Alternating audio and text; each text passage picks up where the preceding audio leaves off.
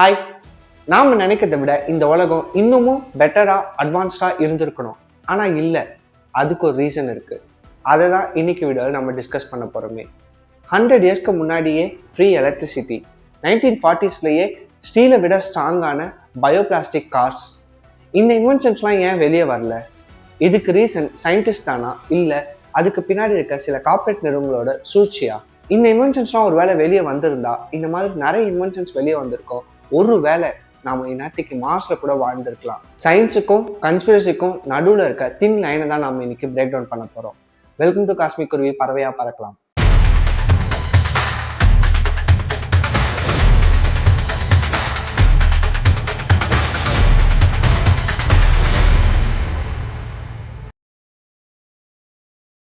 இந்த லிஸ்ட்ல நம்ம ஃபர்ஸ்ட் பார்க்க போற invention electric vehicles.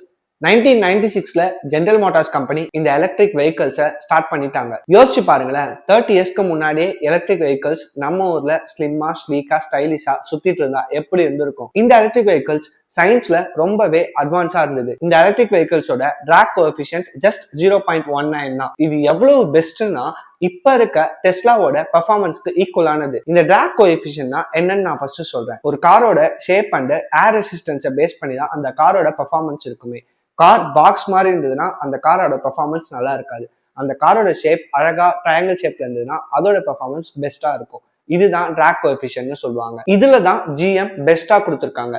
First lead acid பேட்டரிஸ்ல ஸ்டார்ட் பண்ணி அப்புறமா நிக்கல், மெட்டல் ஹைட்ரைடுக்கு ஷிஃப்ட் பண்ணாங்க. இந்த electric vehicles thermodynamics and motor எஃபிஷியன்ட்ல ஒரு பெரிய மேஜிக்கே கிரியேட் பண்ணாங்க. மாஸ்டர் பீஸா இருந்துச்சு. அண்ட் திடீர்னு என்ன ஆச்சோ தெரியல, 2003ல இந்த GM எல்லா கார்ஸையும் ரீகால் பண்ணாங்க, டெஸ்ட்ராய் பண்ணாங்க, கிரஷ் பண்ணி தூக்கி போட்டாங்க.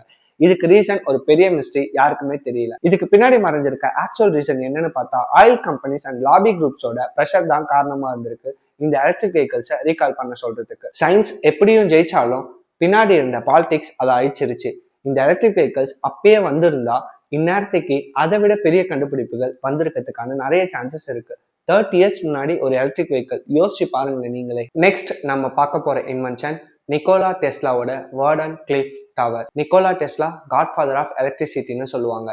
இவர் 1901ல வார்டன் கிளிஃப் டவர்னு சொல்லி ஒரு டவரை கண்டுபிடிச்சாரு. அது மூலயமா உலகத்துக்கு ஃப்ரீ பவர் கொடுக்கலாம்னு நினைச்சாரு. இதுக்கு பின்னாடி இருக்க சயின்ஸ் ரெசனன்ட் இண்டக்டிவ் கப்ளிங், அதாவது எர்த்தோட அயனோஸ்பியரை யூஸ் பண்ணி லோ ஃப்ரீக்வன்சி வேவ்ஸ் மூலயமா உலகத்துக்கே பவர் டிரான்ஸ்மிட் பண்ணலாம்னு நினைச்சாரு. இப்போ நாம யூஸ் பண்ற வயர்லெஸ் மொபைல் சார்ஜஸோட பேசிக் பிரின்சிபல் இதுதான். ஆனா நிக்கோலா டெஸ்லா இதை குளோபல் ஸ்கேல்ல பண்ணணும்னு நினைச்சாரு. JP மார்கன் தான் இந்த ப்ராஜெக்டுக்கு ஃபண்ட் பண்ணிட்டு இருந்தாங்க. ஒன்ஸ் இது ஃப்ரீ எனர்ஜி மானிட்டர் பண்ண முடியாது, மீட்டர் பண்ணி காசு பார்க்க முடியாதுன்னு தெரிஞ்சதும் இந்த ப்ராஜெக்டுக்கான ஃபண்ட்ஸை ஸ்டாப் பண்ணிட்டாங்க. FBI இந்த ரிசர்ச் டாக்குமெண்ட்ஸ் எல்லாத்தையும் சீஸ் பண்ணாங்க. நிக்கோலா டெஸ்லாவோட ஃப்ரீ எனர்ஜி ட்ரீம் பாசிபிள் தான், ஆனா அதை எக்ஸிக்யூட் பண்ணணும்னா அதுக்கான இன்ஃப்ராஸ்ட்ரக்சர் ரொம்பவே பெருசா தேவைப்பட்டது. ஒரு சயின்டிஸ்டோட விஷனை எப்படி ஒரு கார்பரேட் லாபினால கில் பண்ண முடியுன்றதுக்கு இது ஒரு பெர்ஃபெக்ட் எக்ஸாம்பிள். நெக்ஸ்ட் நம்ம பார்க்க போறது இன்வென்ஷன் கிடையாது, சயின்ஸை பத்தி ஒரு இன்ஃபர்மேஷன். எட்வர்ட் லீட்ஸ் கால்னின் அப்படின்னு சொல்லி புளோரிடால ஒருத்தர் 1100 tons ஆஃப் கோரல் ஸ்டோன்ஸை யூஸ் பண்ணி ஒரு காஸ்டல் கட்டினார்னு சொன்னாங்க. இது எப்படி ஒரு தனி மனுஷனால கட்ட முடியும்ன்றது கேள்வியா இருந்துச்சு, மிஸ்ட்ரியாவும் இருந்துச்சு. நிறைய பேர் இதை பத்தி ரிசர்ச் பண்ணாங்க, ஆனா யாருக்குமே இதோட மிஸ்ட்ரி தெரிய வரல.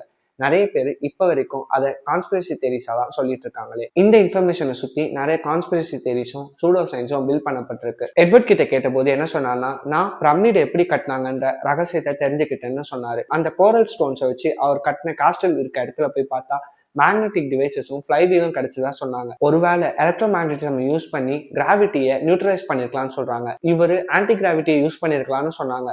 ஆனா ஆன்டி கிராவிட்டின்றது இப்ப வரைக்கும் சயின்ஸ்ல ப்ரூவ் பண்ணாத ஒரு விஷயமாவே இருக்கு. ஃபேக்ட் என்னன்னா, எட்வர்ட் ஒரு மாஸ்டர் ஆஃப் லிவரேஜ் அண்ட் ஃபல்க்ரம்ஸ். சயின்ஸ்ல ஒரு சின்ன ஃபோர்ஸை யூஸ் பண்ணி புள்ளி மூலயமா எப்படி ஒரு பெரிய டிஸ்டன்ஸ்ல இருக்க ஹெவி ஆப்ஜெக்டை யூஸ் பண்ணலான்றதுதான் இந்த லிவரேஜ் மெக்கானிசம். அதுலதான் எட்வர்ட் மாஸ்டரா இருந்திருக்காரு. இது ஒரு பெரிய மிஸ்ட்ரிலாம் கிடையாது. எட்வர்டை யாரும் சரியா புரிஞ்சுக்கலன்னு தான் சொல்லணுமே. ஒருவேளை எட்வர்ட் இதை வெளியே சொல்லியிருந்தா ஒரு பெரிய சயின்ஸ் ரெவல்யூஷனை கூட நடந்திருக்கலாம். எட்வர்ட் கிளாசிக் மெக்கானிசம் அண்ட் பிசிக்ஸ்ல பெரிய அண்டர்ஸ்டாண்டிங் வச்சிருந்திருக்காரு. ஆனா அது வெளியே தெரியாம போனதுதான் நம்மளோட சயின்ஸுக்கு பெரிய டிஸ்அட்வான்டேஜாவும் பெரிய டிராபேக்காவும் அமைஞ்சிருக்கு. நெக்ஸ்ட் நம்ம பார்க்க போற இன்வென்ஷன் 1930ஸ்ல ராயல் ரேமன் ரைஃப்னு ஒருத்தர் கேன்சருக்கு ட்ரீட்மெண்ட் கண்டுபிடிச்சிட்டேன்னு சொன்னாரு. இவர் என்ன சொன்னார்னா, ஃப்ரீக்வன்சி தெரப்பி மூலியமா கேன்சரை கியூர் பண்ணலாம்னு சொன்னாரு. இந்த மிஷினுக்கு பின்னாடி இருக்க சயின்ஸ் மார்டல் ஆசிலேட்டரி ரேட். அதாவது ஒவ்வொரு பேக்டீரியாக்கும் ஒவ்வொரு வைரஸ்க்கும் ஸ்பெசிபிக் ஃப்ரீக்வன்சி இருக்கும். அதை ஹை இன்டென்சிட்டி லைட் ரேஸ் மூலியமா அந்த வைப்ரேஷனை மேட்ச் பண்ணி அந்த செல்ஸை பிரேக் பண்ணலாம்னு சொன்னாரு. இதுக்கு பின்னாடி இருக்க சயின்ஸ் ரியல் தான், ரெசனன்ஸ் ரியல் தான். இப்ப நாம எப்படி கிட்னி ஸ்டோன்ஸை சவுண்ட் வேவ்ஸை வச்சு பிரேக் பண்றோம், அதே மாதிரி தான். ஆனா கேன்சர் செல்ஸ்ன்றது ரொம்பவே காம்ப்ளெக்ஸ் ஆனது. ஒரே ஃப்ரீக்வன்சில இல்லாம அதோட ஃப்ரீக்வன்சி கான்ஸ்டன்டா சேஞ்ச் ஆகிட்டே இருக்கும்.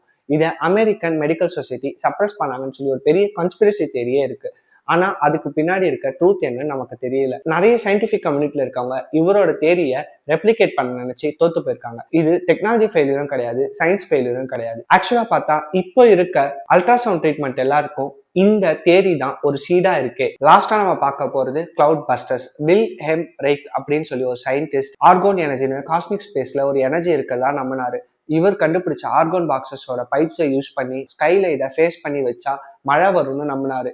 ஆனா சயின்டிபிக் கம்யூனிட்டில இருந்த யாருமே இதை அக்செப்ட் பண்ணிக்கல. ஆர்கோன் எனர்ஜின்றது பிசிக்ஸ்ல இப்ப வரைக்கும் ப்ரூவ் பண்ண முடியாத ஒரு மிஸ்ட்ரியா தான் இருந்துட்டு இருக்கு. இந்த பைப்ஸை யூஸ் பண்ணி மழை வர வைக்க முடியாதுன்றதும் கரெக்ட் தான். வெதர் மேனிபுலேஷன் யூஸ் பண்ணி மழை வர வைக்க முடியும்ன்றது உண்மைதான். கிளவுட் சீடிங் யூஸ் பண்ணி, சில்வர் ஹைட்ரைட் யூஸ் பண்ணி மழை வர வைக்க முடியும். ஆனா இவர் சொன்னது ஒரு சூடோ சயின்ஸா மாறிடுச்சு. ரெய்க் என்னதான் ஜீனியஸா இருந்தாலும் அவர் சூடோ சயின்ஸ் பக்கம் போனதுனால அவரோட ரிசர்ச்சஸ் யாருமே கண்டுக்காம போயிட்டாங்க. FDA இவரோட புக்ஸ் அண்ட் ரிசர்ச் பேப்பர்ஸை இவர் இல்லீகலா இந்த ஆர்கன் பாக்ஸஸை செல் பண்ணாருன்னு சொல்லி பேன் பண்ணாங்க. என்னதான் இவரு சூடோ சயின்ஸ் பக்கம் போனாலும் வெதர் மேனிபுலேஷன் ரிசர்ச்சுக்கு இவரோட ஸ்டோரிஸ் இப்போவே ஹெல்ப்ஃபுல்லா தான் இருக்கு. இப்ப நம்ம பார்த்த சயின்ஸ் அண்ட் டெக்னாலஜி எல்லாத்துலயுமே ஒரு காமன் பேட்டர்ன் இருக்கு. என்னதான் சயின்ஸ் அண்ட் டெக்னாலஜி அட்வான்ஸ்டா இருந்தாலும் அதை கார்பரேட் பாலிடிக்ஸ் வின் பண்ணிடுது. டெஸ்லாவோட ட்ரீம்ல இருந்து எல்லாமே இந்த வேர்ல்டோட ஹிஸ்டரியோட மிஸ்ஸிங் பசில்ஸ் தான். இப்ப நம்ம பார்த்த எந்த டெக்னாலஜி உங்களுக்கு மைண்ட் ப்ளோயிங்கா இருந்தது நம்ம கமெண்ட்ஸ்ல சொல்லுங்க. அண்ட் சைனிங் ஆஃப் காஸ்மிக் குருவி from sparrows to everything becomes a question. And thank you so much. இந்த மாதிரி இன்ட்ரெஸ்டிங்கான வீடியோஸ்க்கு நம்ம சேனலை சப்ஸ்கிரைப் பண்ணுங்க.